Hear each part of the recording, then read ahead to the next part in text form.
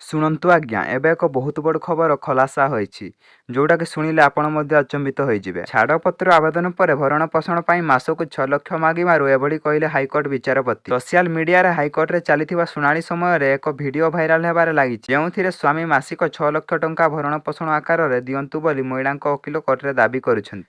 ଦାବି ଶୁଣି ବିରକ୍ତ ପ୍ରକାଶ କରିବା ସହ ସ୍ୱାମୀଙ୍କୁ ନ ମାଗି ନିଜେ ରୋଜଗାର କର ବୋଲି ଶୁଣାଣି କରୁଥିବା ବିଚାରପତି କହୁଥିବା ଭିଡିଓଟି ଦେଖାଯାଇଛି ଏବଂ ସୂଚନା ମୁତାବକ ମହିଳାଙ୍କ ଓକିଲ କୋର୍ଟରେ ଦାବି କରିଥିଲେ ଯେ ଜୋତା, ପୋଷାକ, ଚୁଡ଼ି ଇତ୍ୟାଦି ପାଇଁ ମୋ ମହକିଲରୁ ମାସକୁ 15,000 ଟଙ୍କା ଏବଂ ଘରେ ଚଳିବା ପାଇଁ ମାସକୁ 60,000 ଟଙ୍କା ଦରକାର। ଆଣ୍ଠୁଗଣ୍ଠି ଯନ୍ତ୍ରଣା, ଫିଜିଓଥେରାପି ଓ ଅନ୍ୟାନ୍ୟ ଔଷଧ ପାଇଁ ତାଙ୍କୁ 4-5 ଲକ୍ଷ ଟଙ୍କା ଦରକାର ବୋଲି କହିଥିଲେ। ଏଭଳି ଦାବି ଶୁଣିବା ପରେ ବିରକ୍ତି ପ୍ରକାଶ କରି ବିଚାରପତି କହିଥିଲେ ଯେ ଏହା କୋର୍ଟ ପ୍ରକ୍ରିୟାର ଶୋଷଣ। ଯଦି ସେ ଏତେ ଟଙ୍କା ଖର୍ଚ୍ଚ କରିବାକୁ ଚାହାନ୍ତି ତେବେ ସେ ନିଜେ ରୋଜଗାର କରନ୍ତୁ। ଦୟାକରି କୋର୍ଟରେ ଏଭଳି କୁହନ୍ତୁ ନାହିଁ ଯେ ଏହା ଜଣେ ମଣିଷ ପାଇଁ ଅତ୍ୟନ୍ତ ଜରୁରୀ ଜିନିଷ। ମାସକୁ 6,16,300 ଟଙ୍କା।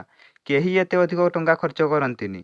ତାଙ୍କ ଉପରେ ପରିବାର କୌଣସି ଦାୟିତ୍ୱ ନାହିଁ, ପିଲାମାନଙ୍କର ଯତ୍ନ ନେବାର ନାହିଁ, ନିଜେ ଏକାକୀ ଚଳିବା ପାଇଁ 6 ଲକ୍ଷ ଟଙ୍କା ଦରକାର ନା। ଯଦି ଏତେ ଟଙ୍କା ଆବଶ୍ୟକ ରହିଛି ତେବେ ନିଜେ ରୋଜଗାର କର, ସ୍ୱାମୀଙ୍କୁ ମାଗ ନାହିଁ।